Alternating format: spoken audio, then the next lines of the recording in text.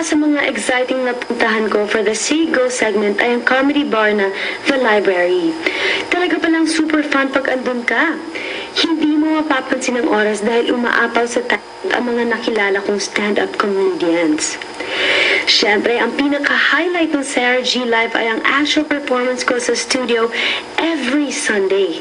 Lahat laging on the go kasi parang laging major concert ang pinapakita namin. I'm also happy because I'm able to get up close and personal with my supporters.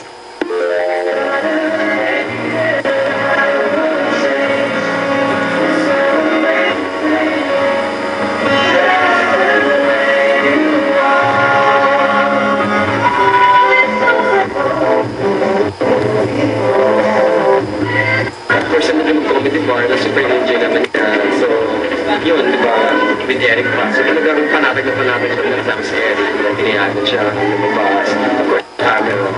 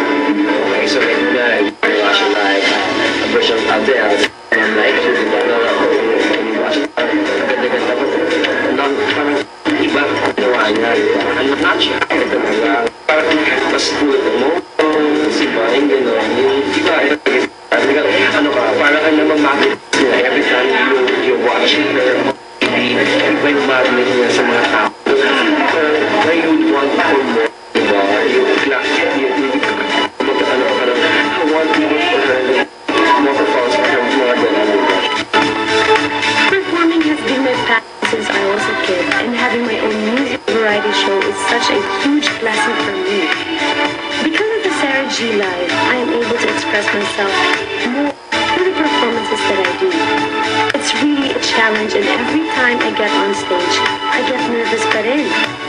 Pero I'm very lucky kasi I get to explore a lot of aspects as a performer at marami akong natutunan from all the people I work with. Their trust is what motivates me to be a better artist. I hope you guys are enjoying every performance that I do kasi we all work hard para mapaganda ang show every day. Please keep on supporting RG Live because it's really a dream come true. Thanks for watching. Till my next MP. Much love, Sarah. Ang wish ko sa'yo, Sarah, is mas marami pang wisdom at sana magkaroon ka ng mas maraming friends, na friends na magbibigay sa'yo ng tamang guidance. Nandito kami ang G-Force and we're trying our best to be part of your growth and for you to become not just a good dancer but also a good friend. And we are here, we are good friends, okay, and I wish you all the best and our wisdom. Sarah, opportunity for me to now wish you happy birthday because you were awesome in wishing me happy birthday last year. Have a happy birthday. All the best.